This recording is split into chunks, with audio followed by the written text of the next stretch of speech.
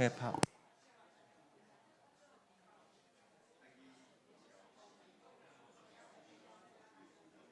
要把自行把它打开就好了。讲就关。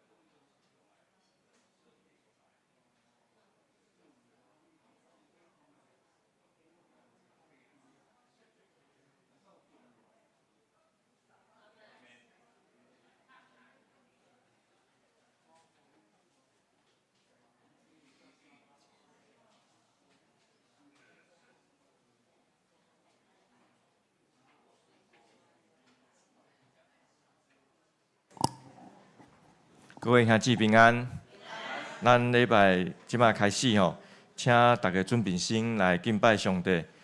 手机吼，会使关震动，还是甲关机吼，以免影响小等的聚会。咱即马来敬拜上帝，请做默祷。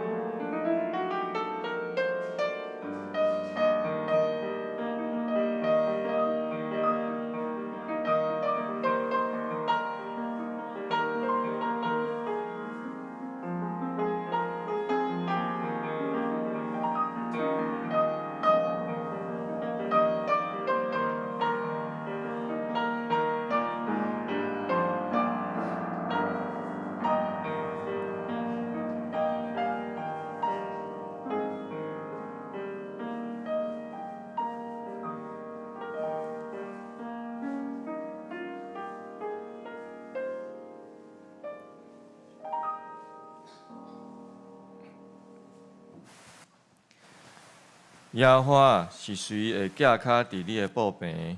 是谁会徛起伫你的圣山？就是所行正直、所做公义、心内讲诚实的人。这是要请敬拜团带咱来阿罗上帝。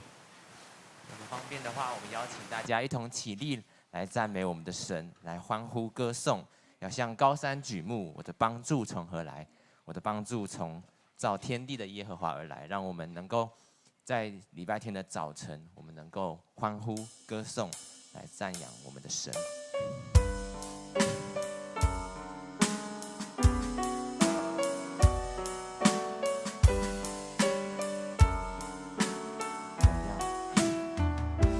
我要向高山举目，我的帮助从何来？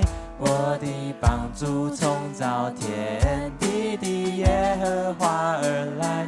我要向高山举目，我的帮助从何来？我的帮助从造天地的耶和华而来。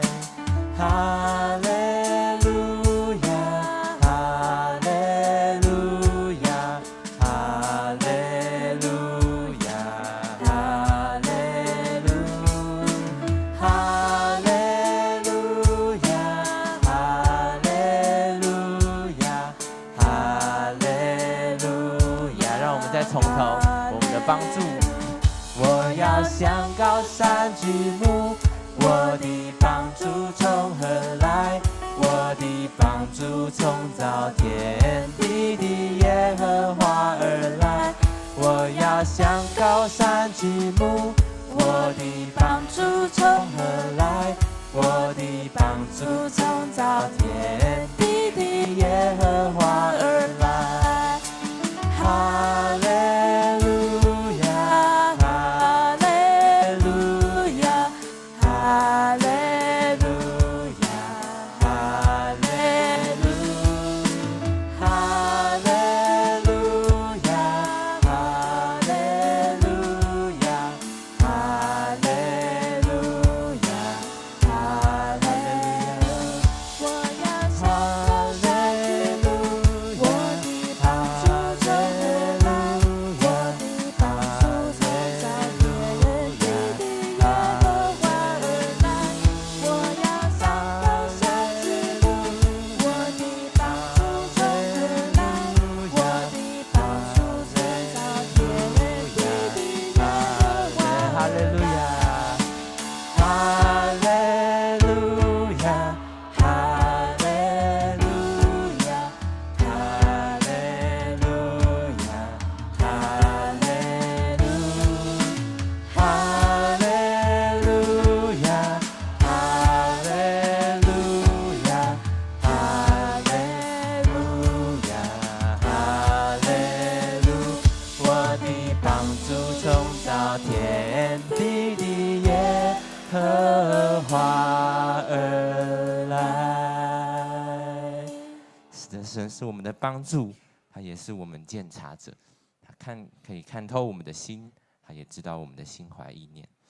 我们用第二首诗歌来回应他，让我们能够更加的亲近，与他同在，安静我们的心。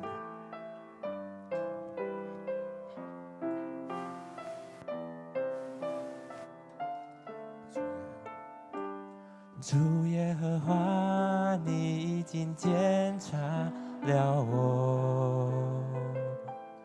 我坐下，我起来，你都已晓得。我行路，我躺卧，你都细察。你也深知我一切所行。我舌头上的话，你没有一句不知道。你在我前后环绕着我，安守在我身上。这样的奇妙，是我不能测透。你的至高，你的尊贵，是我永远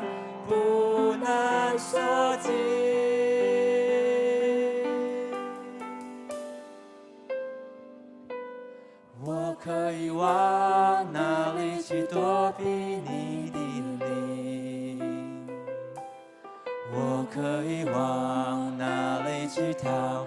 可躲避你的面。我若张开清晨的翅膀，飞到地极，就在那里，你的双手也必引导我。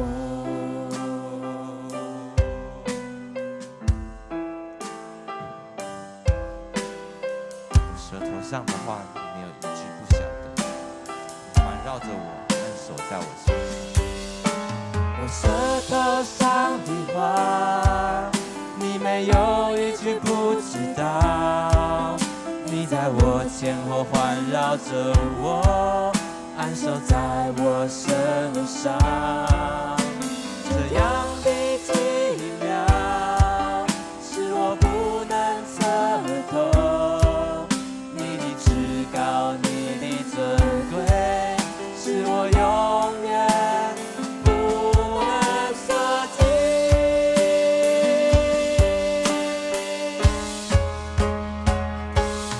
我可以往哪里去躲避你的灵？我可以往哪里去逃？可躲避你的面。我若张开清晨的翅膀，飞到地极，就在那里，你的双手也必引导我。我可以往哪里去躲避你的灵？我可以往哪里去躲避你的灵？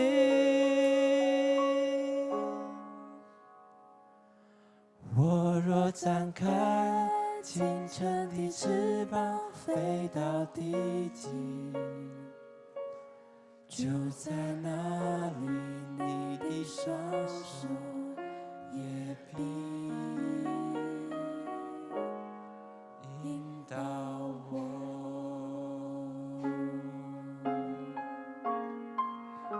我们持续站立。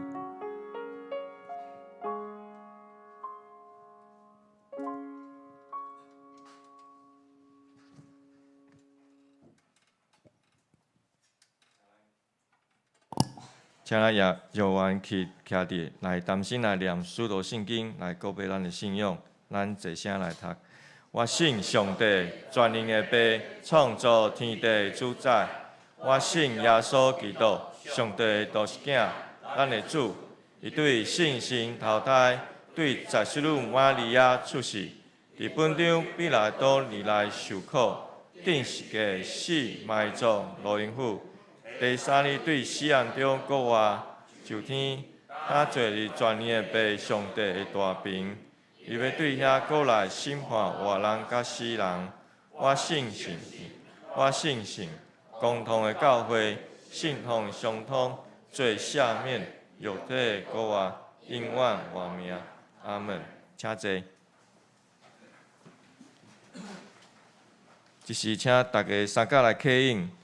启文第40篇，我来刻，恁来应。主讲，我是阿利法，阁是欧米伽。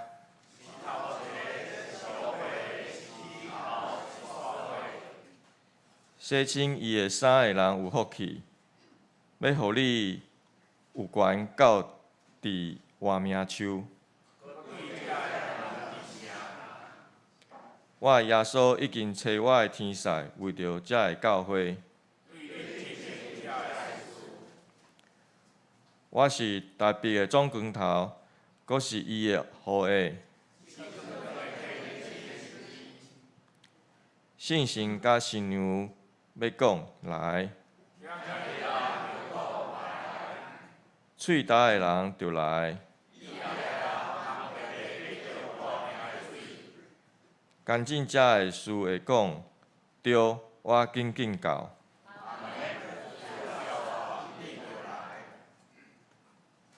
只是咱三甲来祈祷，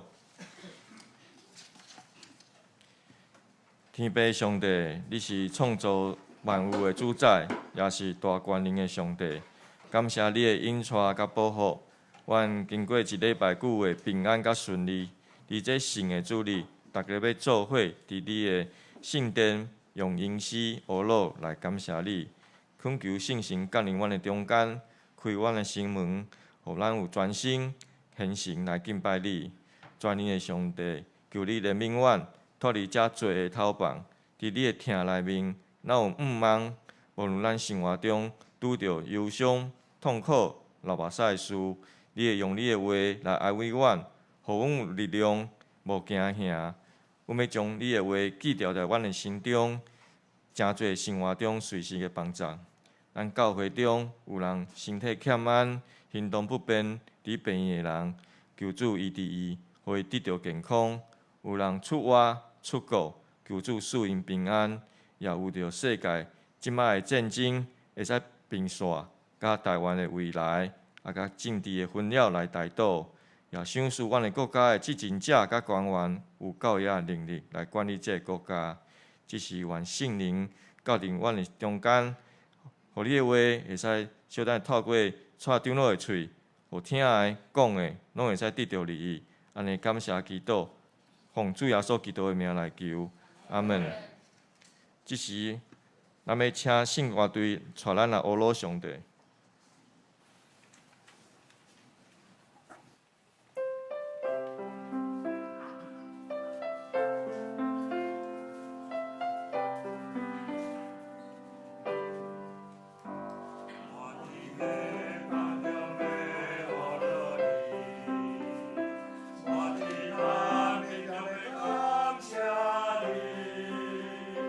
你的心是他。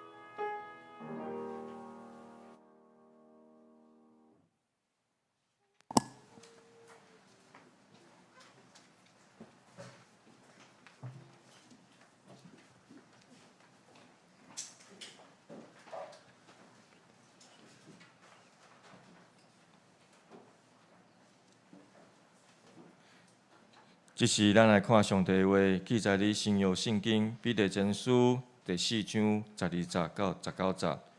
我来念第4章第12节。所听的兄弟啊，伫恁中间所有亲像火的试炼，毋通奇怪伊。若亲像拄着非常的事，独独着因为有份伫基督的艰苦来欢喜，互恁也伫伊灵光显现的时欢喜快乐。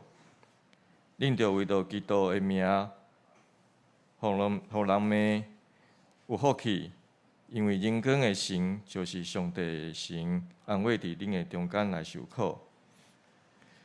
第16节，总是人若为着基督徒来受苦，就无得见效，就伫这的名荣光上帝。因为时到啦，审判对上帝的假大声，若是对咱起头，就遐个毋信趁上帝福音的人，因的结局要安怎啊？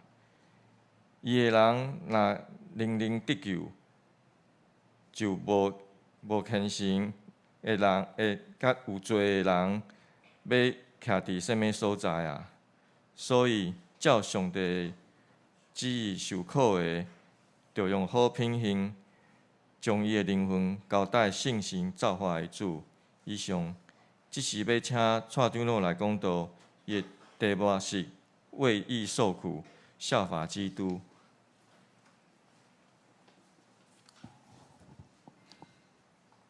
你们知道我要讲什么？用你们的心，好不好？跟隔壁的、跟自己讲平安，各位弟兄姐妹平安。哎，感谢主，我们又聚在一起。这起主要说听的日子，这是主耶稣的日子。我们今天能够聚在这里，是何等的福分！那当大家做伙三甲做伙是上帝特别替人拣选的日子。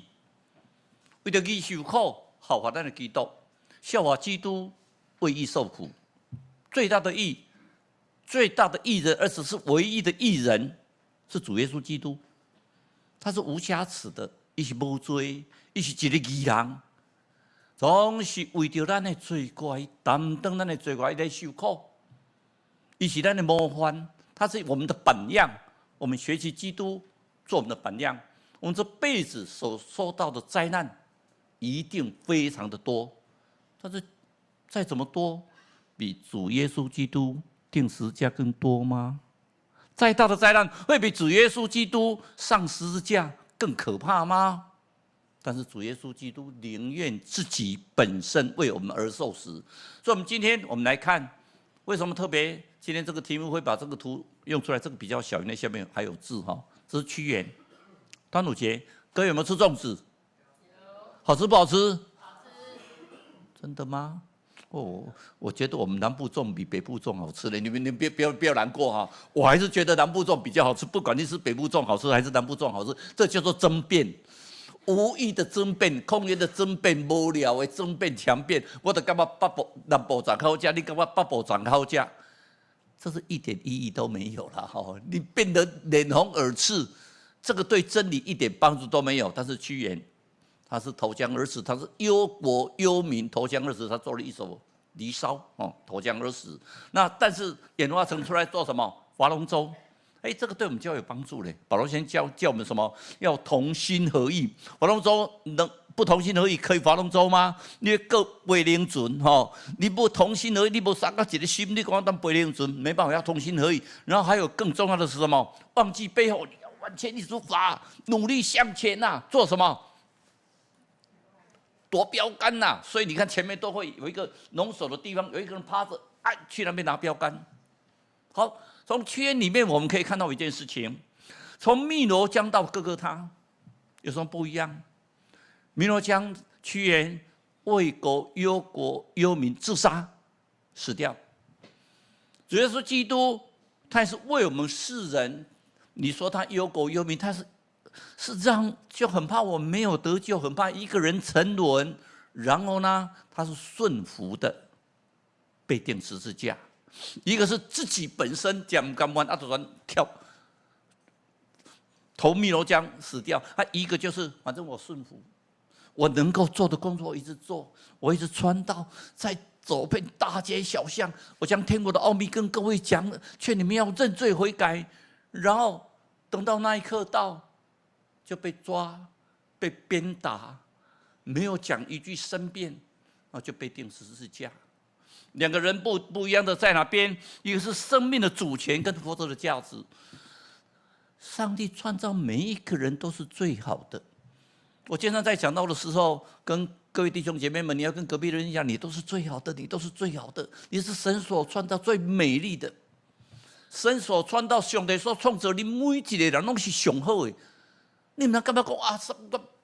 我跟别人没比平均，我比谁更差？我怎么样？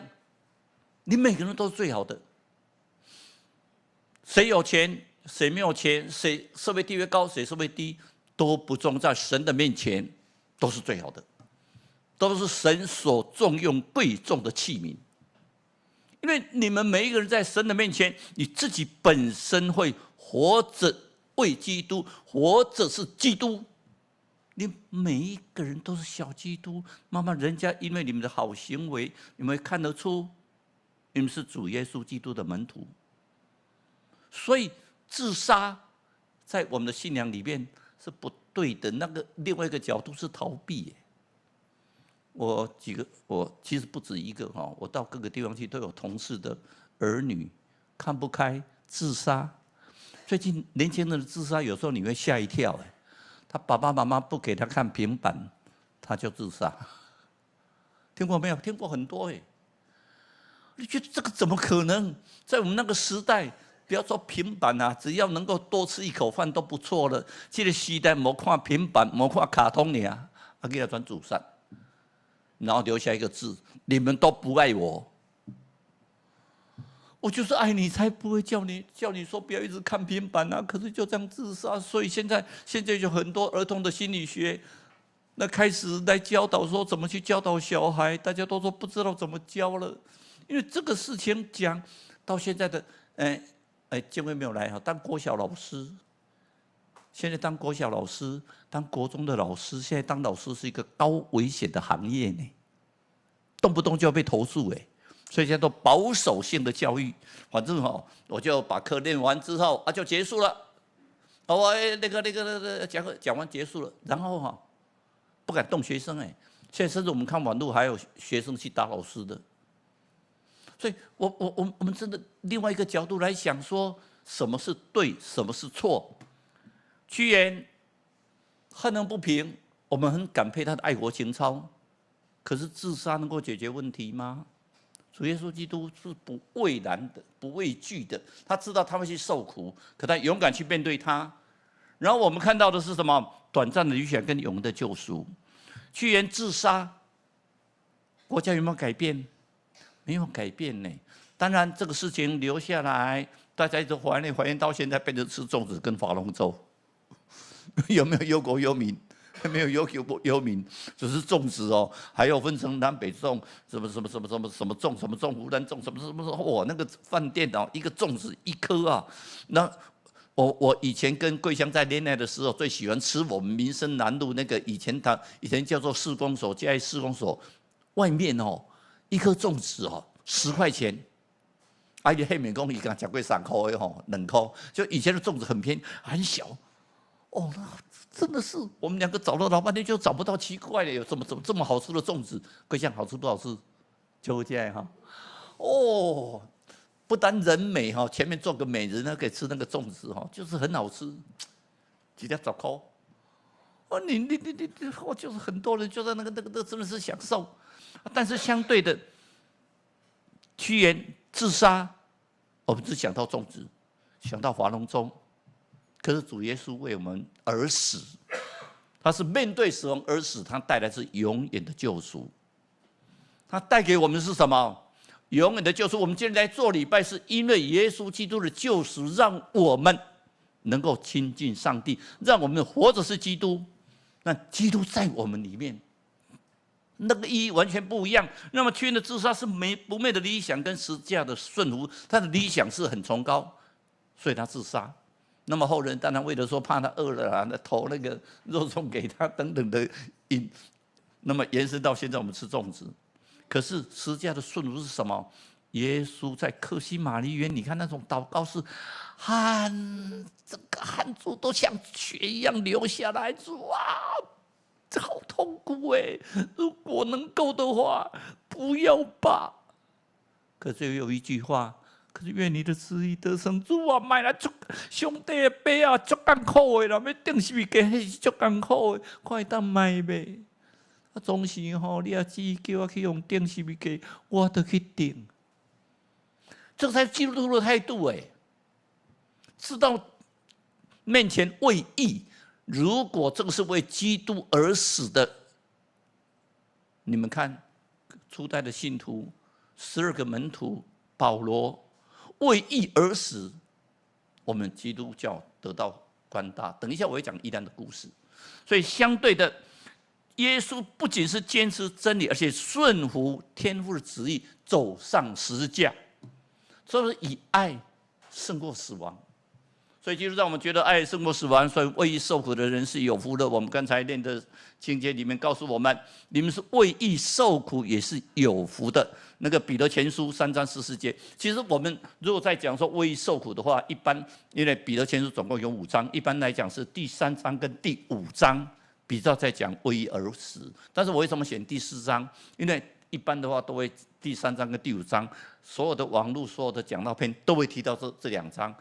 几乎没有人提到第4章的问题，就第4章是3章5章中间全部夹过来，里面彼得前书第3章15节的，我们一起来念一次好不好？来，一起来，你们就是为义受苦，也是有福的。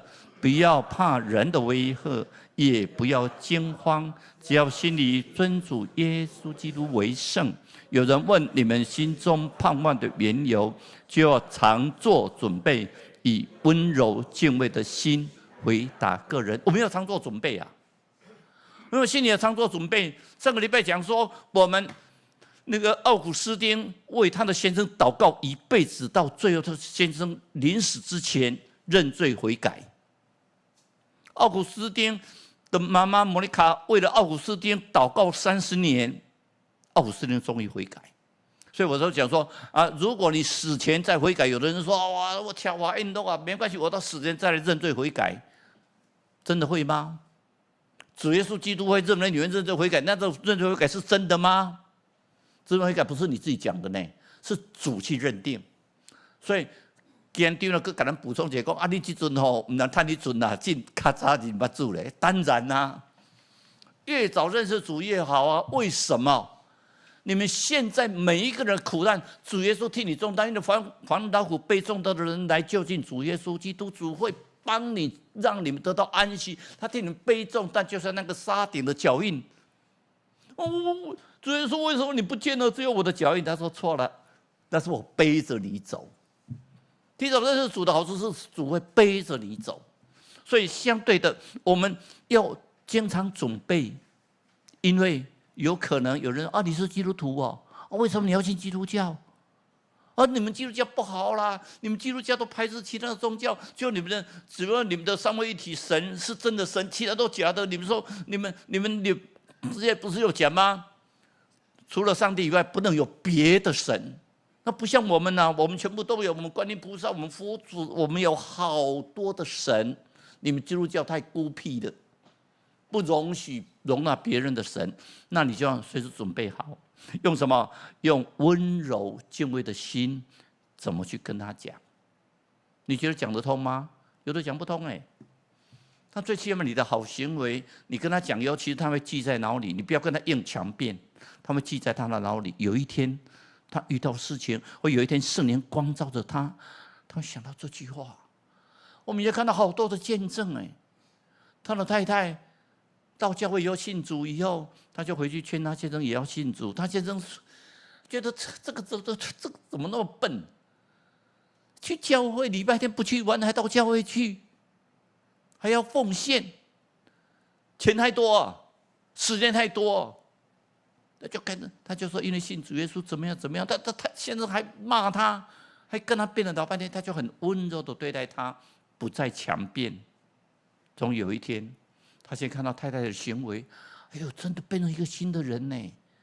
哎呦，那我跟着去看看，怎么会我太太怎么改变了？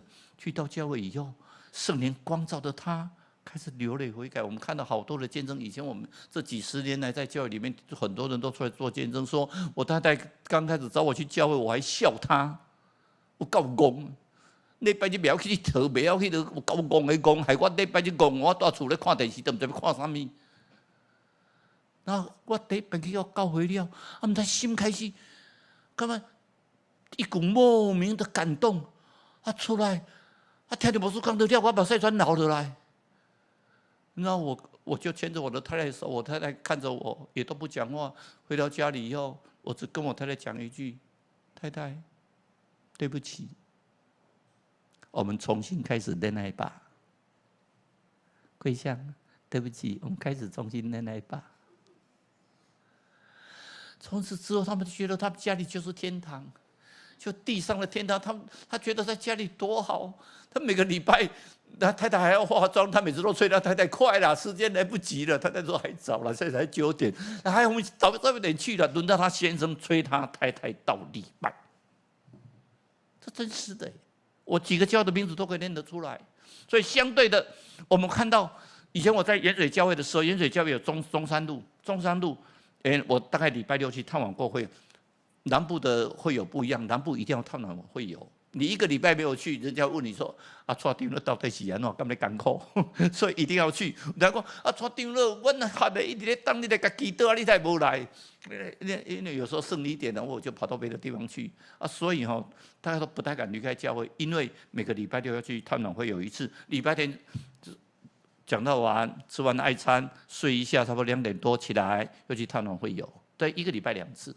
那所以从中山路一种县城的一个家开银楼的，那人很好，看到我们去，时间大概固定嘛，因为是第一家，都2点多，他都会准备绿豆汤、红豆汤。如果夏天的话，还会在对面去用清冰来我们家。银楼嘛，做金嘛，你就会看到那个师傅在旁边融化那个金子融化。用金嘛，因为金子有时候拿来的东西很多，他要先把它融化，把杂质去掉。我们就会问他说：“进长，你来怎讲？迄个金啊已经炼到纯金啊，迄个金啊就完全纯金，啉啊尾变高起来变安尼金。伊讲这个很简单，你注意看，你来看迄个金啊你的面看不到你的面，看不到你的脸。”就是那个倒影你看不到，就表示还有杂质，继续烧到你看到那个金子全部是发亮，你一看，哎呦，你的人就在那里，那就可以做了，叫纯金。我们也一样，我们自己要锻炼到纯金。有一天，我们看到自己像不像耶稣基督？看就不像，看就是丑陋，就是一个老脸。看那个人家传给我一个说，40岁以上的老人理发100块。我在想说，我离40岁已经很远了。相对的纯金，我们都要经过锻炼。经过锻炼的纯金里面，我们圣经告诉我们，让知道他所行的道路，他试炼之后，我必如精金。约伯是个义人。是个上帝所喜欢的人，他遭受这么大的危难，遭受这么大的破坏，大家都约伯是个苦难神学。其实约伯自己告诉自己，他是恩典神学。约伯里面是恩典的，他受了很多的折磨，但是约伯跟人家讲，上帝知道我所行的道路，他要试炼我，让我如精金。人讲黄金落灰落，哪炼哪坚固。那就是今嘛呢，不断的淬炼。我说的淬炼是为义而不是为了看小说、看那个漫画、看什么卡通，而且那是真的是淬炼。淬炼像精金一样。相对的，那个彼得前书里面，在尤其开宗明义的第1章就告诉我们说什么？叫你们信心被试验，在台语就是试炼经过试炼。试炼跟试探无同试探是魔鬼的试探，上帝的试炼，你经过所有当拄到的试炼，较赢你不能承受的。所以他给你的试炼是让你能够超过你，不会超过你所能够承受的试炼。试探是魔鬼给你的试探，所以那个被火的试验仍然能坏的金子，更显得尊贵，也在耶稣显现的时候得到荣耀啊！我们见过世人也有在耶稣显现的时候得到荣耀。各位看到捏陶，大家陶土很容易捏嘛，那个陶土在转的时候，你手一小心一碰就歪掉了。所以捏陶要功要很细心，捏。所以我们刚才念的第3章第14节告诉我们要怎么样，用温柔的、敬畏的心，随时准备跟人家讲主耶稣基督的道理，就像那个陶一样。陶也要经过有什么手续？锻炼的手续。陶里面要经过火烧的好几千，尤其上100度、上1000度的火烧出来的话，全部都是成品，都是好的吗？不见得哦。所以主耶稣说：“称我主啊主啊的人，不见得都能够进入神国，因为练出来不见得是好的，看你的心是不是真正值得赞美。”所以说，耶和华，你现在是我们的父，我们是你。你是什么？是窑匠，我们都是你手中的工作，我们是神手中的工作。所以窑匠捏一个泥的话，都可以随意捏泥。耶和华上帝当然可以随意塑造你呀。我们有什么好抱怨的？所以相对的苦难有几个面向。第一个面向是什么？为受苦。第二个面向神的思念。为受苦是今天等一下我们再详细讲神的思念。像我们精金一样，让每一个人都能够像精金一样。第三个是魔鬼的试探。耶稣基督出来传道之前，有没有见过试探？有啊，40天就旷野的试探。因为这个试探用人的本分，如果用神的话，哪里没有东西吃？那随便吃都有。他因为是人，饿的40天以后已经虚弱的，看食物哦像美食，石头就像美食。我们跟他讲说，把石头变为食物吧。要我们的话，不要说石头变为食物，连石头都啃下去都有。但相对的，我们有时候经常是因为罪的苦难。自从亚当夏娃的我们有原罪之后，其实罪经常在束缚着我们呢。我们这个世界已经被破坏的不像话，尤其在大水之后，整个天已经破掉了，那个保护着我们的天都破掉。各位有没有注意看？如果你去念圣经的话，你会发觉到，在挪亚之前的人，就马土沙拉可以活到969岁，可是，在挪亚之后的人，岁数越来越少。但摩西的时候还有100多岁哦，但是最后写诗篇的时候写什么？人的年纪就70岁。我们70岁很久都在讲70岁呢，现在人的平均年龄已经到82岁。他70岁好像是老人的象征呢，所以。我们经常看到报纸在讲说，有一个60岁的老翁骑机车与人擦撞。现在各位大概有2/3是60岁的老翁，包括站在讲台这个是老翁。这个社会里面告诉我们什么？罪的苦楚让我们，你看前阵子的 COVID-19， 连我们礼拜都不能礼拜。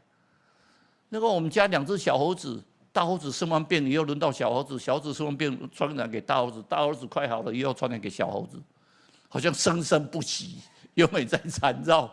2个把它隔开也没有用，他去学校也被传染了。所以病到连小儿科医生都说，现在的病到底什么病，自己都不知道，因为很多的病都不知缘由。这个社会破坏掉，还有人类的破坏。乌克兰战争、俄乌战争已经4年2个月了。比第一次世界大战还久。一个人普丁的欲望要把乌克兰并吞，普丁有没有每天还是吃鱼子酱啊？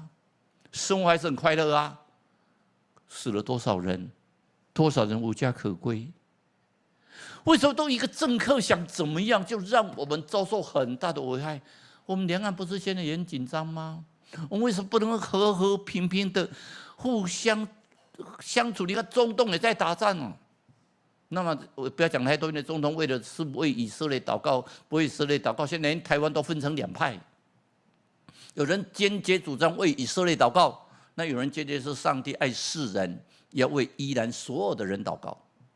那好，我们现在不讨论政治问题，我们只告诉各位，罪带给我们很大的苦难，不是单纯的苦难。不是，你看那个世界，台湾称为 Formosa。我问你，哪一个县市没有垃圾堆得满地？我刚好上个礼拜在查云林的那个垃圾是有毒的垃圾，堆得满地，堆得好可怕。而且那个垃圾会到河川的，那个我刚调查一个报告是那个屏东的凯林，那他的垃圾就堆在太平洋，他的工厂在太平洋旁边，就堆在溪旁，只要下大雨的话，就冲到太平洋就处理掉了。哪有这种处理垃圾的？纠正再纠正再纠正，纠正到最后火都上来了。你们怎么这样污染着整个的大地？台湾哪个大地不被污染呢？罪的苦楚让我们怎么？我们个人的自我有时候是自己犯罪，自找的哈。我说我经过苦难，我犯罪了，我被法院判刑。哎呀，上帝你救我！上帝怎么救你？是你自己犯罪，上帝怎么去救你？我当法官经常在我面前讲的哈。整个监狱里面，如果你看监狱里面，每个看到你说啊，我无辜了，我真的是无辜了，你帮我平反，所有的人都是无辜的。我在台南监狱有一个人就跑来跟我讲，对不起，我知道你是个基督徒，法官啊，我真的错了，我真的为我的罪，我觉得很不应该。我吓了一跳，我很少看到监狱里面自己承认有罪，监狱里面都讲冤枉的，我都是冤枉的。他跪下来承认他有罪，我就跟典狱长讲说，这个应该把他升级考核，他们有分成432嘛，到第2季以后就可以探视，而且他可以假释的分数可以提早可以减分，到1级当然就可以提报。那典狱长说他表现真的是很好，非常的乖巧，而且大家都喊他无罪，他无辜，只有他自己承认啊，我真的错了，我真的错了。哎，认真悔改不简单呢。他真的是认罪悔改，所以我们有时候自找的罪啊！你说我有苦难，为什么有苦难？你去偷人家的钱啊，你去打人家啊，你去骂人家啊，先生家暴啊，你被法院抓走，那个叫做公话拍天嘞，该死活该。所以我们要为义而受苦，而不是为这种苦难而受苦。所以我们可以看到什么？为义受苦不是悲惨绝望。为受苦，反而你会得到荣耀。我们为什么信耶稣？因为他让我们心中有平安。人生在世有苦难呐，所以我们那个境界到最后说，审判从神的家起手，最后还告诉我们，连神的家都会受审判，何况那些不信的人呢？我们都受审判，从我们开始没有错，可是那些不信的人不是更糟糕吗？所以我们要把握，要珍惜我们本身做的。基督得胜是荣耀跟复活，所以我们想到的，我们不是鼓励苦行啦，所以我们就看到很多人，就尤其在印度，很多苦行僧为了救世界，他就苦行一辈子啊，就有时候剪得整个头，那比如说指甲都不留，指甲哇，有没有看到没有？指甲长的一塌糊涂啊，他一辈子的苦行啊，一辈子都不住在屋里面，都在树下里面。你苦修真的是能够救全世界吗？你为什么不用你苦修的时间，多像垂死之家的德瑞莎修女一样去帮助一个人呢？在高雄后火车站，这是台湾发生的故事。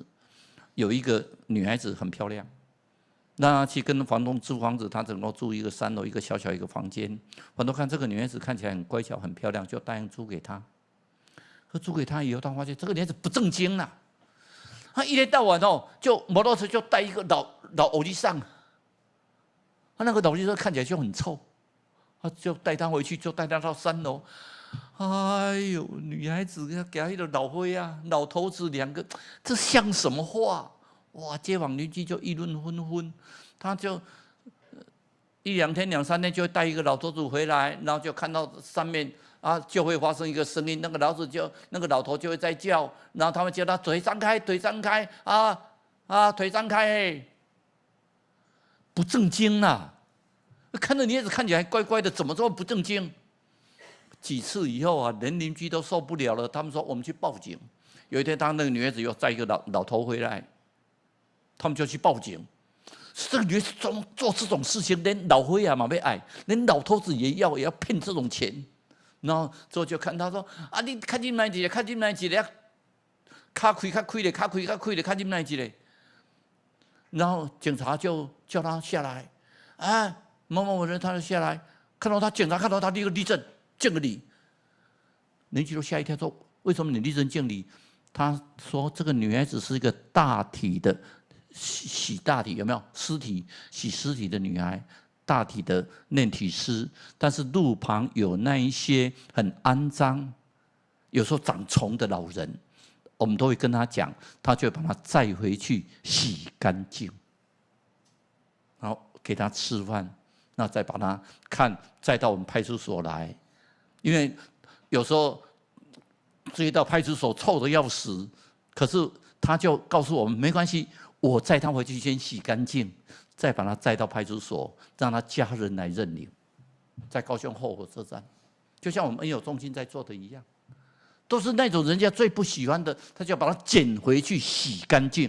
那为什么长开？因为他们有时候都会整个身体都会，有时候大便都拉到整个身体都是。那个女孩子还会用手去抓，去把它洗干净，然后去帮她买一套好的衣服，就是虽然不是很贵，但是买一套衣服给她穿好以后，把她送到派出所。旁边的人听到，每一个人都愣住了。啊，原来这个女孩子看起来这么好哦！对不起。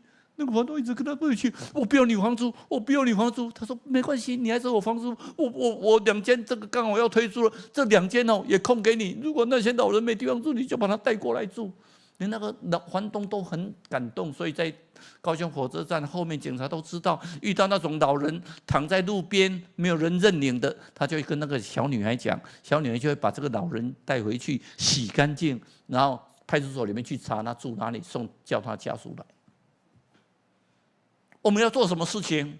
我们做的是富丽堂皇的事情，还是要做的是真正为主而做这些事情？他做得很高兴，因为他为什么这样讲？他的爸爸妈妈早死掉，是他的阿公带他长大，可是他的阿公最后走失了，失智嘛，走失了。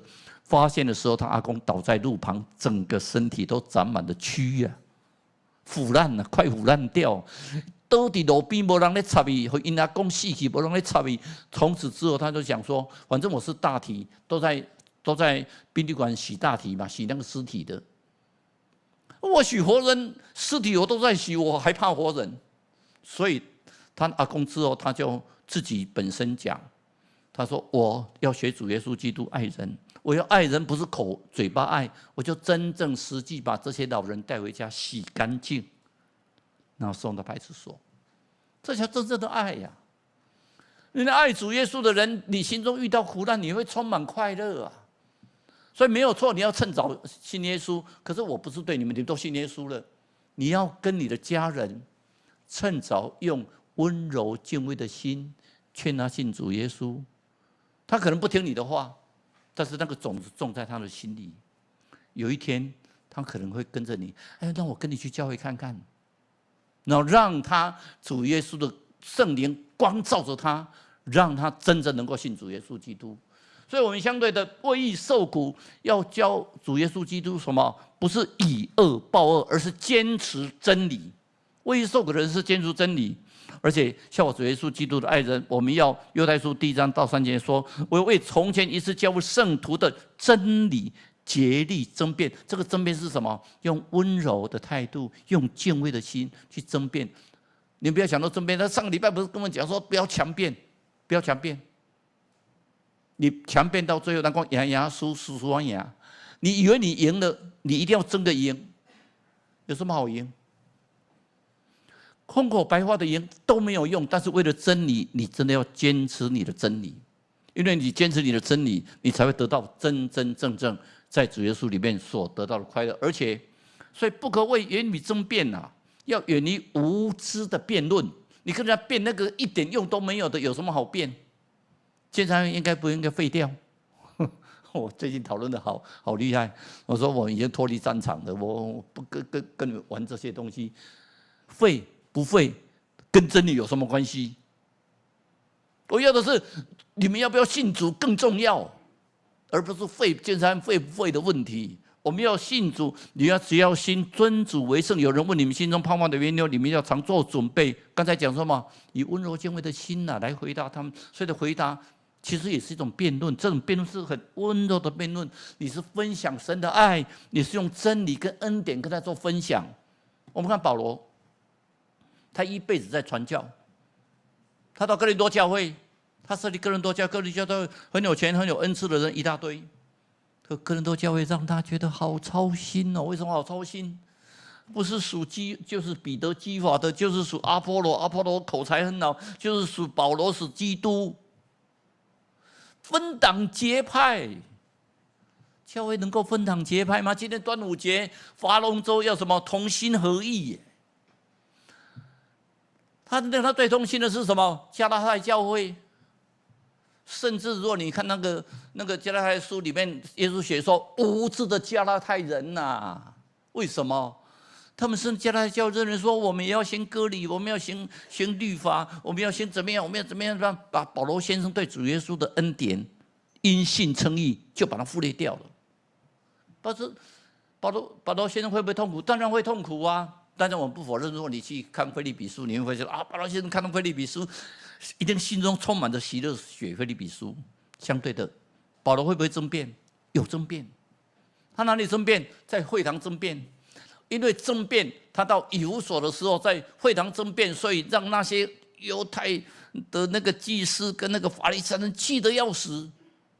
之后他觉得说，这个地方他在以弗所3年中间3个月在会所2年，他是推拿鲁这个不太好念的，推拿鲁学堂里面，他利用中午时段，人家是通常都是早上晚上，他利用中午时段，大家比较不利用的时间在那边。圣经写他在辩论，其实你看原文，他在那边什么做教导，一问一答，跟你讲什么叫真理。所以他在以弗所下了很大的功夫，所以以弗所的这些信徒小亚细亚得到他很大的帮助，信仰很坚定。他慢慢跟他们解释什么是真理，什么是应该得到造就。最后他被抓到撒迦利亚，抓到撒迦利亚的时候，巡抚腓利斯。巡抚听他讲一讲，他应该没什么罪吧？我应该把他放掉。你要放掉的话，就把他那个，因为他在那个撒迦利亚，就把他用到耶路撒冷。为什么要到耶路撒冷？要把保罗杀死。之后他到撒迦利亚，他又碰到那个腓利斯之后，那斯威都做巡抚，接着他做巡抚。那时候当时那个亚基帕王2世，他们刚好来访问他，他们就会审保罗。那么各位如果有空的话，因为时间不够，我们去看那个《使徒行传》23章跟26章，你们就可以看到保罗在他们面前里面讲得到。那个菲斯都巡抚还讲说，你讲的让我差一点变成基督徒。他能够在罗马官人的面前跟他讲，很温柔的跟他讲，讲到他跟他讲说，你讲讲句话白听，你讲啊，我差点就信啊呢，我差一点变成基督徒。你赶快走好了，不再讲下去，我就是基督徒了。我说基督徒，到时候他搞不好他就连官都不能做。但相对的，你看23章的时候，他们甚至组织犹太会堂组织40个人的什么暗杀队，立志我不吃饭，我就要把保罗杀死。所以拜托他说，他既然无罪啊，你就把他放回耶路撒冷，因为放回耶路撒冷的路上杀他。还有他保罗的孙子听到，赶快去跟那个罗马的士兵千夫长讲，千夫长就派了470个人把保罗保送，因为他要上诉到罗马去。所以相对的，我们保罗为义受苦，他有没有快乐？保罗很快乐。上个礼拜不是讲吗？活着。我在两难之间呐，两难之间，我死的是好快乐，我死的跟基督同治是美的无比呀。他觉得死的比活的更好，可是相对的，我们看保罗一生之中还是为了主的真理，他强调。我再强调一次啊，我所谓的辩论不要跟人家强辩，辩到大家都面红耳赤。他本来想信耶稣的，被你一讲的他自己都不来了，但是用温柔。用我们自己本身的行为，让他觉得信耶稣真的是好的，那么你就达到争辩的目的。所以那个辩论，其实圣经里面所讲的保罗的辩论，尤其在推拿鲁学坊的辩论，其实是一种道理的说服，一种真理。就是为义受苦的很多，彼得前书我们刚才所讲的，现在有火炼的试验临到你们，不要以为奇怪了。那么还有一挂乎，似乎是教会会上的事情，用反话来讲。啊，这正常啦，很平常啦。在座的各位，谁没有遇到苦难？就是说，你们在世上有苦难嘛。但是为什么我们要信主耶稣基督？因为我看就是赢过世界，在我里面你就会有平安。所以你看，保罗跟西拉被用木狗在监狱里面，他们做什么事情？在那边唱歌，唱得好高兴。哎，你们遇到苦难会不会唱歌唱得很高兴？阿嬷会不会？不会哦，那我也不会啦。平常讲，我们遇到苦难都会觉得啊，上帝啊，你怎么抛弃我？可上帝讲说，我没有抛弃你呢，我要把它锻炼你成一个非常有用的人。可是我们不能接受啊，基督徒我们应该接受苦难，为义的苦难哦，不是苦难是自找的苦难，是一种为义的苦难，我们去接受它，因为主在你身上会有大用，主在你身上会成就无比的荣耀。当你在施恩的宝座之前，你可以坦然无惧站到施恩的宝座前。主耶稣说：“好啊，好，我的儿子，你的名字我记在生命册上面。不要怕苦难。更重要的是什么？苦难之中，我们能够保持喜乐，因为我们的苦难有耶稣帮我们承担。信主的好处，你要将这个信息传给你的家人。他不信，祷告；不信，再祷告，再祷告，最后到死前一刻，他如果能够信主，哈利路亚，感谢主。但是当然越快越好啦。但相对的，我们为主耶稣基督，你是不是觉得是很奇怪的事情？其实不会。凡立志在耶稣里面敬虔度日的，也要受逼迫。譬如说后书3章12节告诉我们，保罗告诉我们，你在基督里面敬虔度日的，要受逼迫。也许你们感受不深，我的感受已经很深。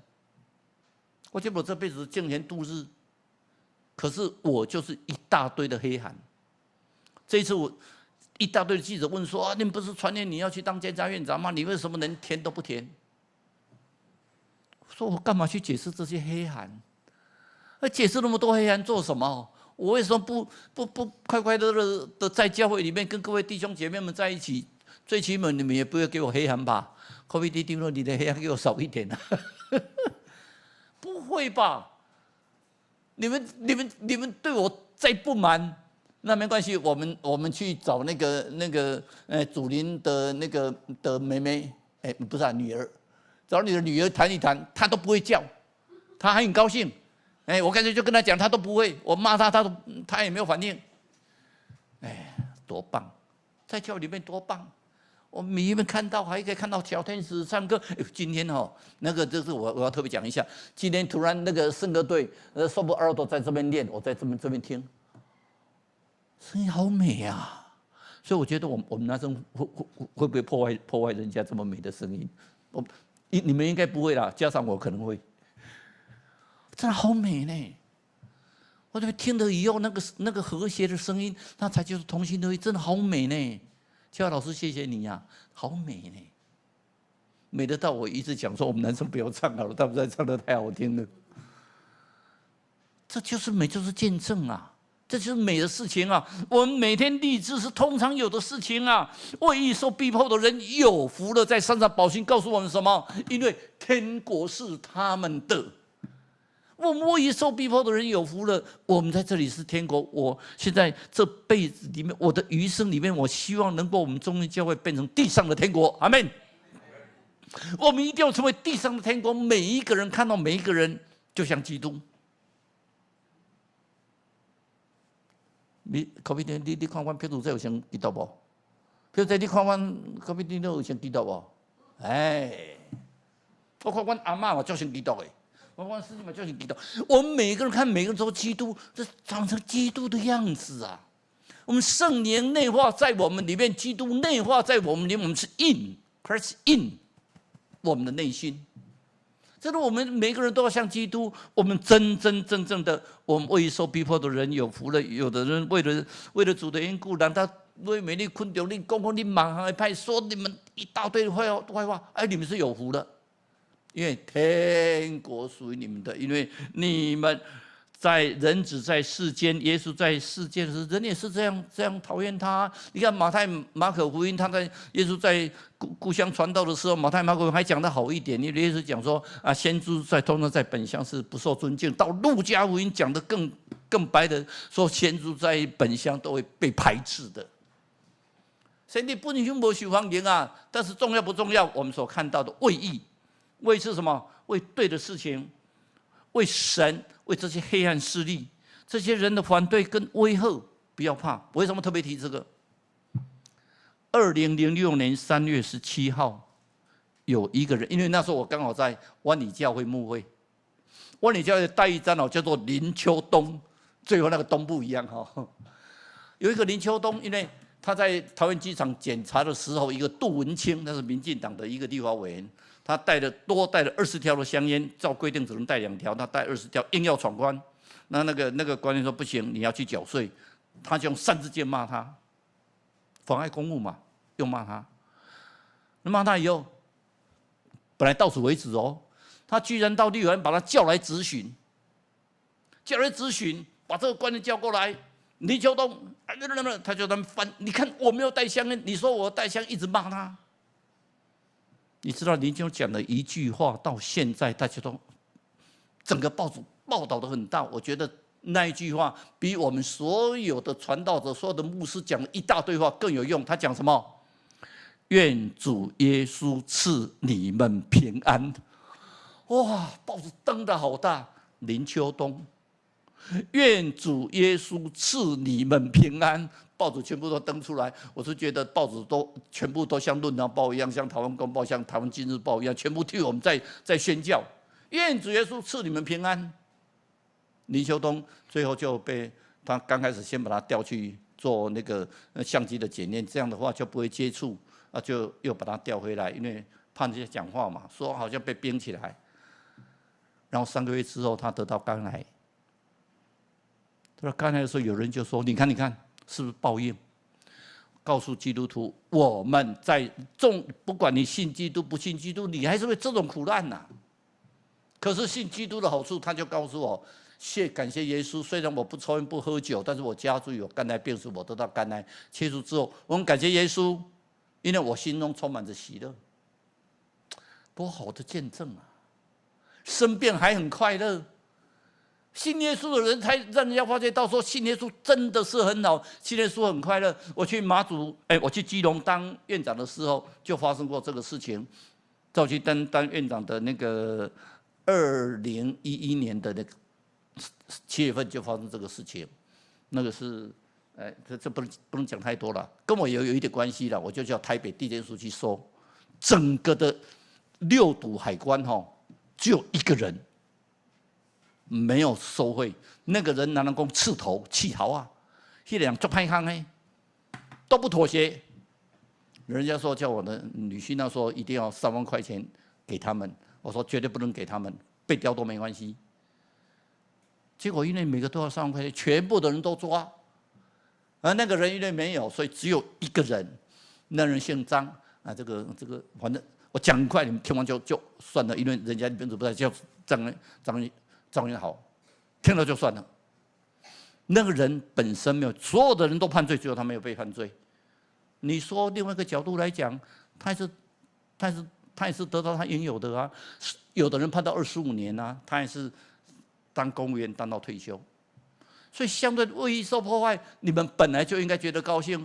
为义是为恶，为义受苦还是为恶受苦？所以彼得前书4章12到13节。告诉我们，若为基督的名受辱是有福的了，但是因为杀人啦、偷窃啦、作恶啦、好管闲事，受苦说真的，活该。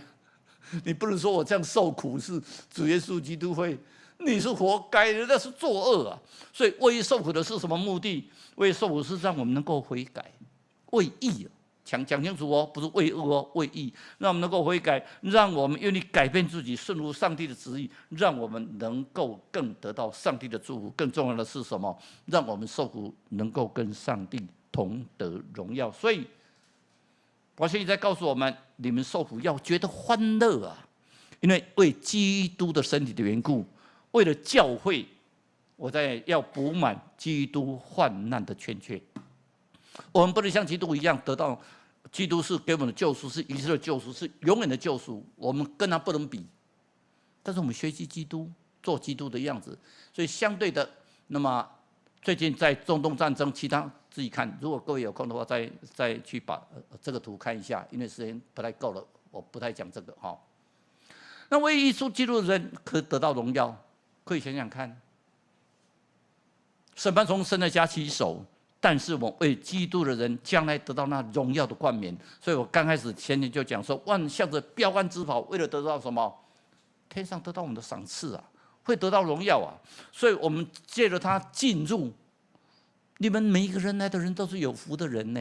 你们可以进入到至圣所，是应该上帝所赞美的。各位觉得现在全世界基督徒增长最快的是哪里？知道吗？伊朗。伊朗本来的法律规定，穆斯林人不能改信基督教，所以99%的穆斯林人不能改信基督教，否则就会被刑罚。只有一种人，就是以前的亚美尼亚人跟亚述人，可以用他们的语言去信教，做他们礼拜，反正这个人很少。波斯语绝对不能做礼拜，所以所有的伊朗都是地下教会。现在号称全世界福音最复兴的是在伊朗。地下教会非常兴盛，但是不能被抓到，一抓到的话啊，所以我不晓得是不是上帝的旨意。美国这么一打的话，他们没有时间抓人了，所以现在他们说伊朗为什么现在伊朗非常兴盛？因为伊朗人现在做礼拜几乎不太有人管了，因为他们都忙得自己自顾不暇，所以地下教会就开始兴盛，一个抓一个，帮你祷告，看到人，哎，你很痛苦，来，我帮你祷告，啊，谢谢。两个在路边就祷告，祷告完以后说：“来，我们家有个小组在那边聚会，在茶间啊，就到他家去。”他们估计啊，有人估计50万人，有人估计100万人呢。地下教会很兴盛哎，所以美国一打，他们说：“哎，这个到底是对不对？”当然我们觉得很残忍嘛，有的人受苦很可怜嘛。可是相对一打的话，那些宗教警察没有时间再抓他们了，所以基督教开始普遍的撒开，有一队的年轻人做组织宣导队、宣传队、祷告队。也就是说，我们天王牧师讲道，他们在地下里面听到传道讲道以后，他说：“那我们要出去帮人家祷告，因为现在都是一大堆受苦的人民，一大堆烽火没有钱的人民，那怎么样帮他们祷告？”所以他们就走到看到一个年轻人愁眉苦脸站在门口。他就靠进去，哎，要不要我帮你祷告？我是基督教徒。那人眼睛一亮，看着他，我的阿嬷在楼上，你们去帮她祷告。他们就跑到楼上去帮他阿嬷祷告。可他们觉得是圣灵一直感动说，他们要为这个年轻人祷告。可是怎么变成阿嬷去跟阿嬷祷告呢？阿嬷在生病没有错。怎么去跟阿嬷祷告？他跟阿嬷祷告以后，就下来看到这个年轻人，就是跟他看一下。他说：“我们帮阿嬷祷告了。”可他们觉得心里不平安呐。他们要走的时候，年轻人就抓着他：“对不起，是我应该祷告。我觉得人生无望，我还要照顾我的阿嬷，我准备自杀，干扰你们来，所以请你们帮我祷告，因为我要准备自杀了。”他们就把他抱着，是我求你的名他，抱着他，他祷告，他一直掉泪，整个青年会也在一直掉泪，一直掉泪。他们整个人到阿嬷那里去，阿嬷也在那边说我要信主，所以整个屋子的人都在那边掉泪。圣灵突然感动了他们，每个人都觉得好喜的。那个年轻人说：“我不会再自杀了，不但这样子，我要跟我的好朋友们，我要跟我的有朋友们讲，应该信主耶稣基督，你就必然得救，你会快乐啊！”最后，各位亲爱的弟兄姐妹们，你们能不能为义的缘故，为主耶稣基督的缘故？我今天看到丽香姐，丽香姐为了她妈妈的缘故，妈妈已经信主了嘛，对不对？虽然大哥遭遇这种事情，有时候我就觉得怎么会这样？我一直祷告，怎么大哥还是走了？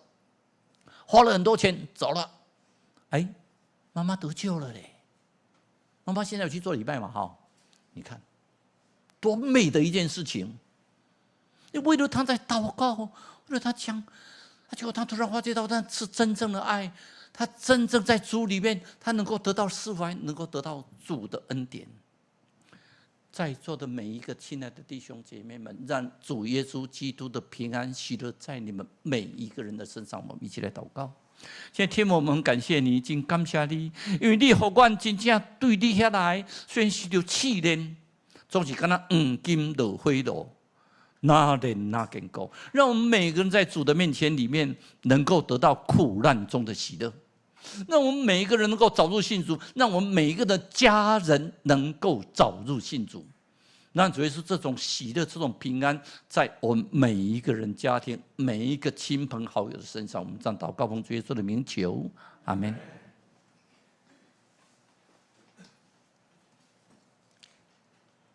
这是咱啊三甲应诗应答上帝的话，信诗第551首，551首。咱唱第3节甲第4节，请起立来应全首。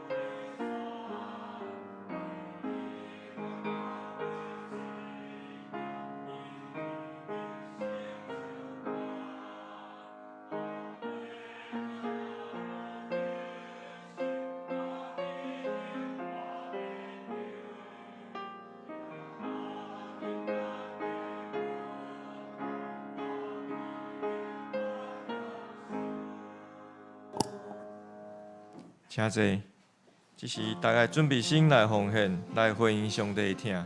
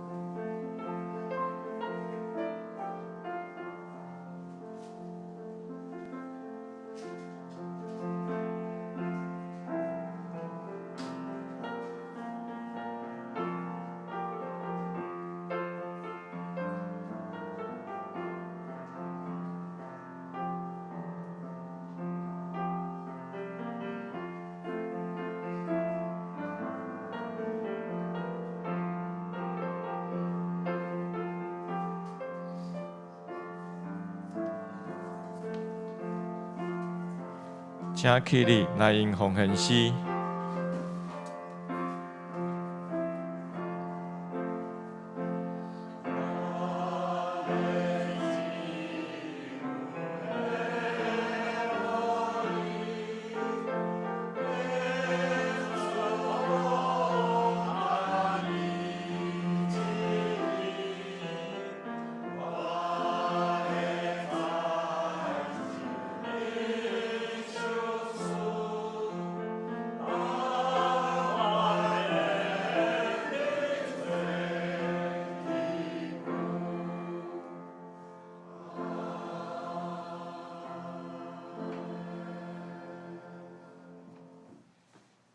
这是请咱来吟诗信诗第391首，吟诗后请蔡长老来接导。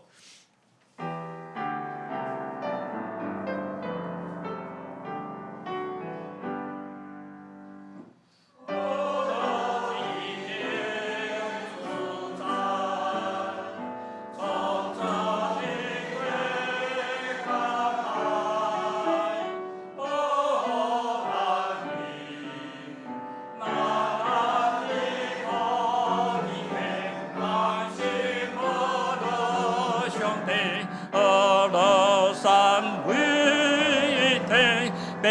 行诚信。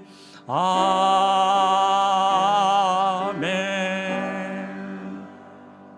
愿你每个人为受苦的时候，能够得到永远的荣耀，让你们每一个人的身心灵，主耶稣的恩典与你们同在。愿主要所祈祷稳定，天父上帝听痛，圣神的交通，甲你三角地带对这时得到永世大无尽。阿门。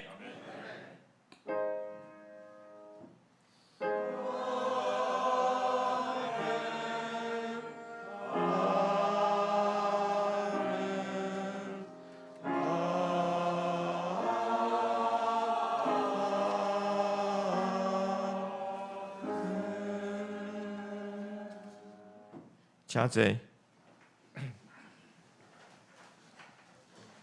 这是我来报告。后助理使用者请准备心。我来看奉献的部分，若是有处理，会使向会计还是阮本人来反映。消息报告我重点来读吼。第二点就是本教会即摆整修修缮甲视听设备器材的添购已经完成那我大概说明一下，就是说我们修缮的范围我们是将地下室我们电重拉，那我们通风跟那个抽水我们都重新来做让地下室可以更通风，更不会有淹水的状况那所以我们把厨房周遭的走道的东西我们有做个整理都移到下面去，所以可以看到我们的厨房的走道是很干净、很整齐的那接下来我们1楼后面我们有把它柜子拆掉那重新铺地板。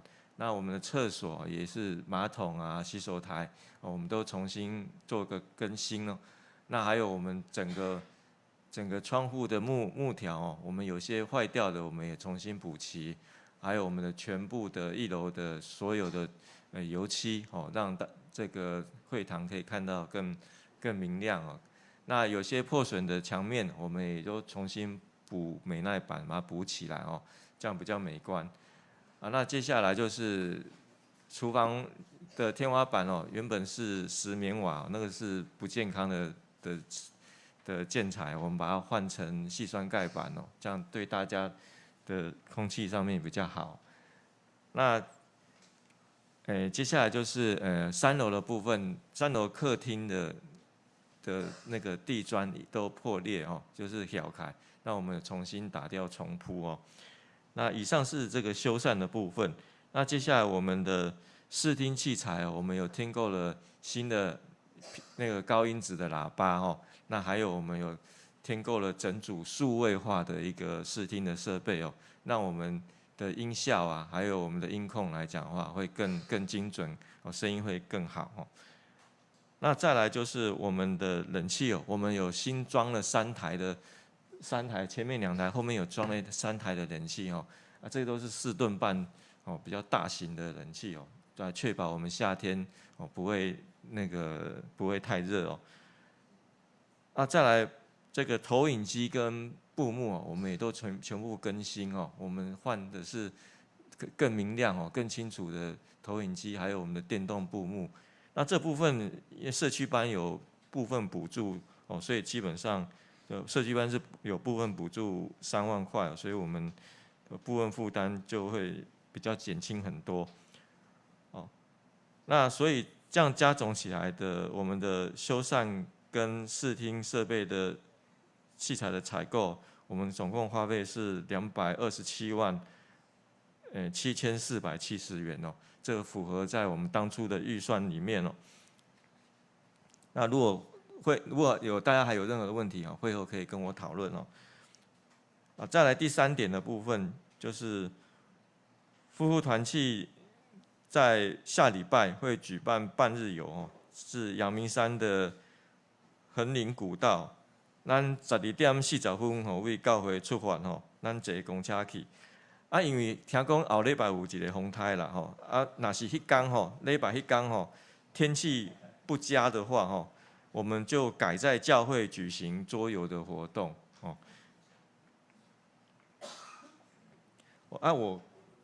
我可以预告一下运动会的时间吗？在这边先跟大家预告一个活动就是我们期待已久每年度的那个运动会，教会的运动会我们会定在8月16号8月16号举行。那请大家就是说先把这个时间空下来，我们是下午1点开始那场地那个感谢欧长老已经帮我们预约好了那详细的部分我们到时候再宣布这样子。现在来看代祷的事项我们等一下代祷是为了身体欠安的兄姐还有照顾他们亲人的来代祷那这边有几位我想说等一下可以来做代祷的内容第一个就是彩云姐彩云姐现在还在住院中那我们等一下可以代祷为她能够早得医治那再来就是社区班的秀英姐她已经出院了，那她上礼拜2有到社区班来，那左手能够稍微动了那希望她能够早日康复。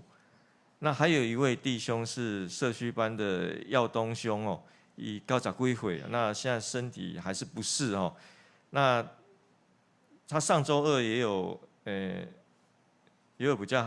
有短暂来我们社区班来看大家，也有来上课那我们也持续为了他的身体来代祷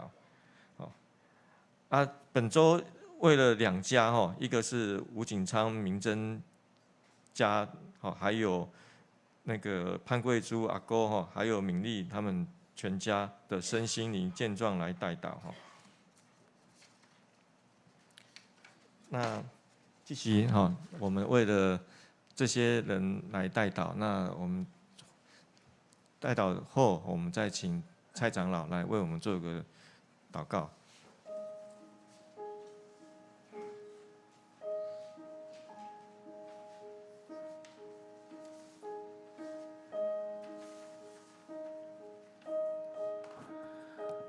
我想今天很难得是个礼拜天，我们在主的面前，我们首先为我们自己的家人，为你们自己祷告。这是一个很难得的机会，足难得的机会。你为着你厝里的每一个人，一直点名来祈祷，上帝听你的祈祷。因为义人祈祷，一人祷告的力量是大的。虽然我们不是义人，但是我们要像主耶稣一样，越来越像义人。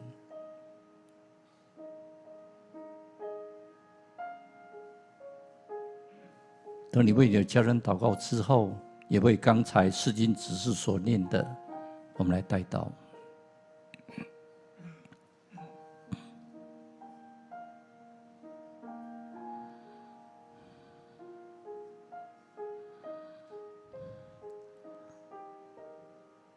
亲爱的主耶稣基督，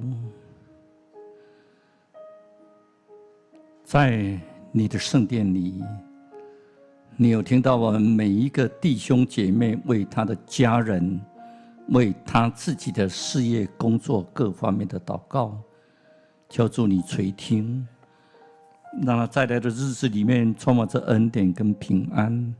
纵然有苦难，主你的恩典仍然与他同在，让他仍然有平安喜乐。我们现在为了彩英姐在你面前祷告，她的血糖本来到500多，现在今天已经差不多110、120，比较正常，可是还是不稳定。求你继续照顾她，让她血糖能够稳定，接着胰岛素的治疗，医生团队的治疗，让她能够早日康复。求你为我们社区班的秀英姐，也为我们社区班的那个耀东兄，在主你的面前祷告。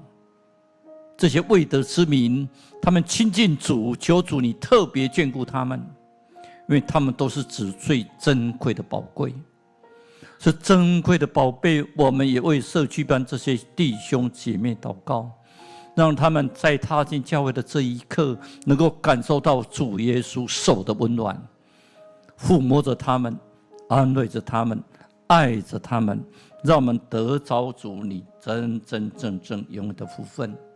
我们还有很多弟兄姐妹，我们所知道的，比如说我们的李牧师娘的脚一直还没办法好，求你真的是照顾他，帮助许淑清长老的庄弟兄，他身体的健壮，让主也照顾饶春梅姐妹，让主照顾我们所知道的每一个弟兄姐妹提名在你面前祷告的，求主你垂听，因为我们是个祷告的教会，让主的祷告能够得到主你的眷顾。那我们日日祷告丽香姐的妈妈已经信主了，感谢主，让主你的恩典永远在教会的中间，让我们终极教会成为地上的天国。让主你的恩典跟我们同在，我们这样祷告，奉主耶稣的名求，阿们。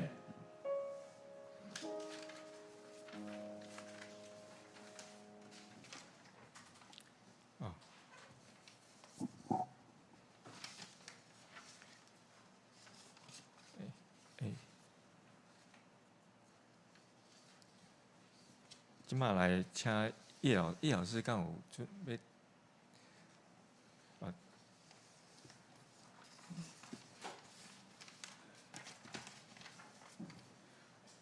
咱这礼拜小组的进度是《列王记上》第8章54节到11章哦。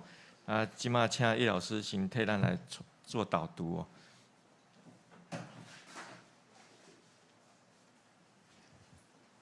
大家平安。上个礼拜我们读到第8章哦，第8章那个圣殿已经盖好了，然后就要献殿嘛。献殿的时候，有时候有几个啦。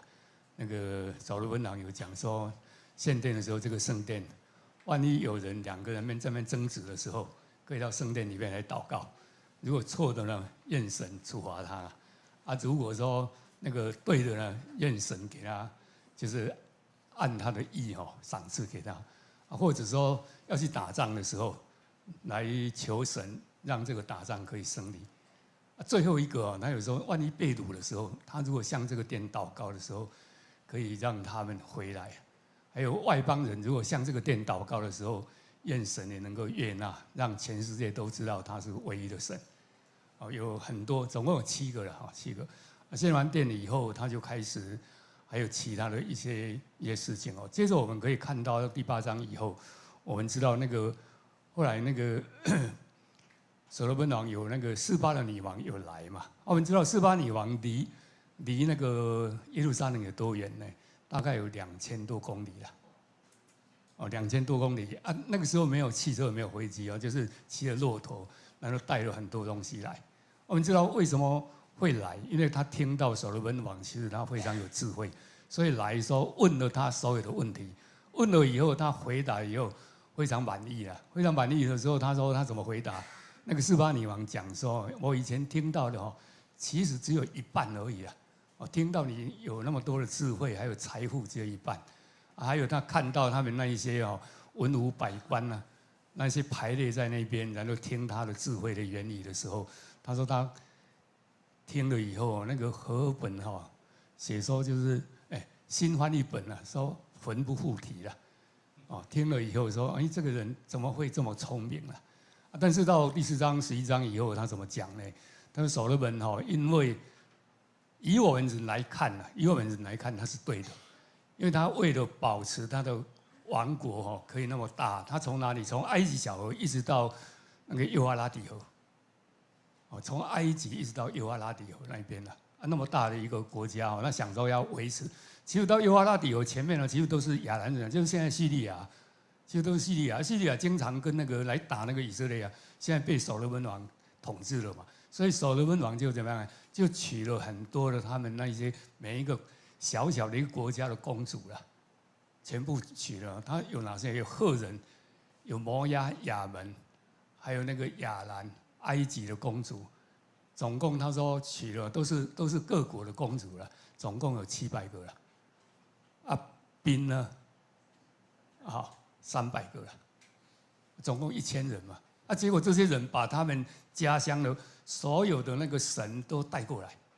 所以所罗门才会花了13年盖那一些王宫给他们这些人住啊，他们把所有的那些神明都带过来的时候，就引诱所罗门去拜那一些王那些神明啊。所以我们知道有拜什么，有摩勒啊，摩押他们拜摩勒的时候，我们知道摩勒是会献小孩子的，是献人的，以人为祭这样献的。还有弥勒公，哦，还有很多啦，就是他所有的都把他带过来，带过来以后，就神说离弃了，跟他讲了。神跟他讲，神一开始的时候，我们知道他第二次在献圣殿的时候，神曾经跟他讲哦，你如果遵行这些诫命，跟你的父亲一样的时候，那个国位永远长存。如果他离弃的时候，国位就会把他换给别人了。而且呢，他所献的这个圣殿哦，神也会离弃他，啊，成为什么？成为笑柄啊！所以人家从那边走过去的时候，说这个圣殿怎么荒废了？啊，他们就会回答说，因为所罗门他离弃了耶和华神，帮助他的神，跟他立约的神。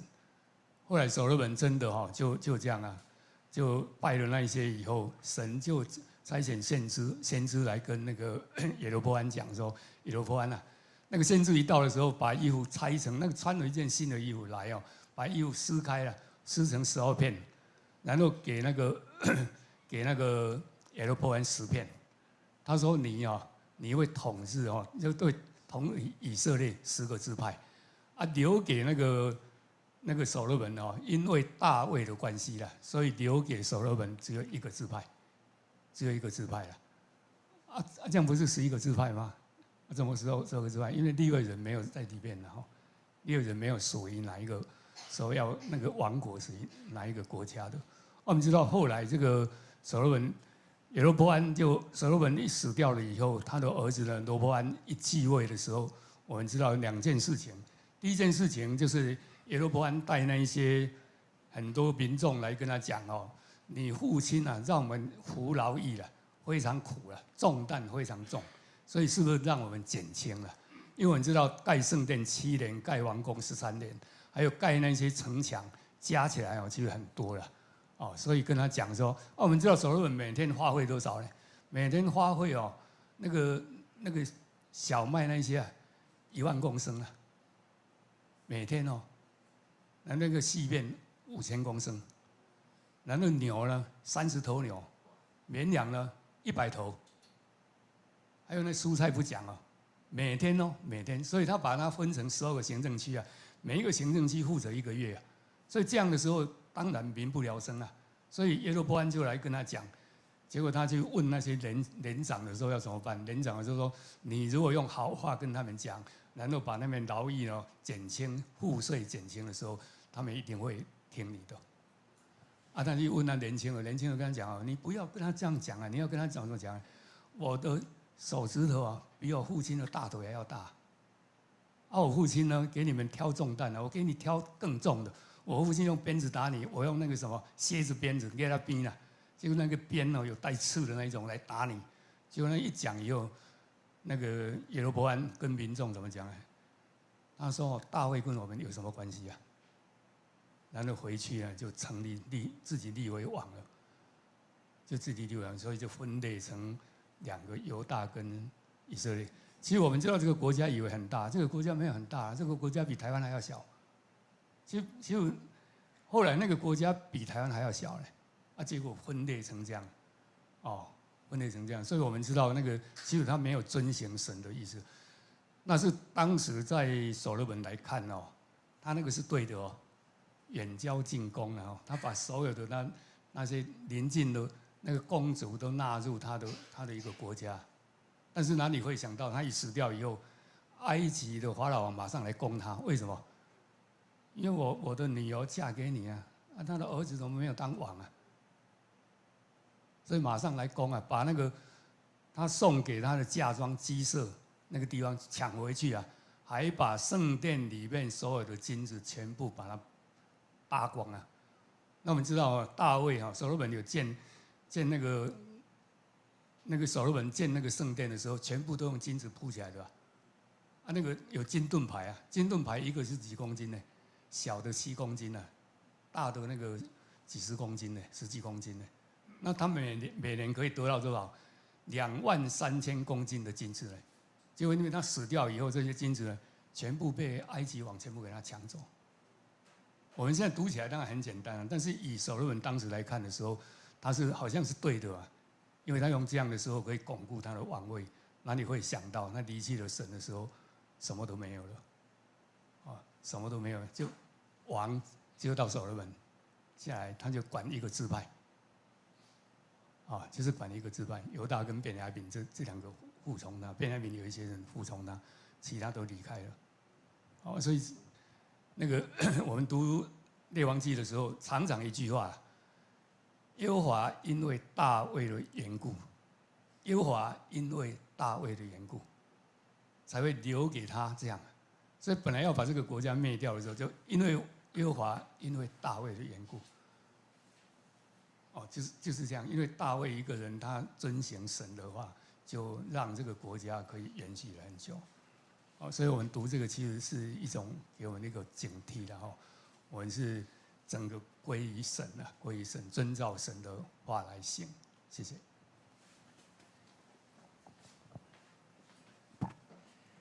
这是咱请圣乐队来为咱来唱旧歌，灭道必会。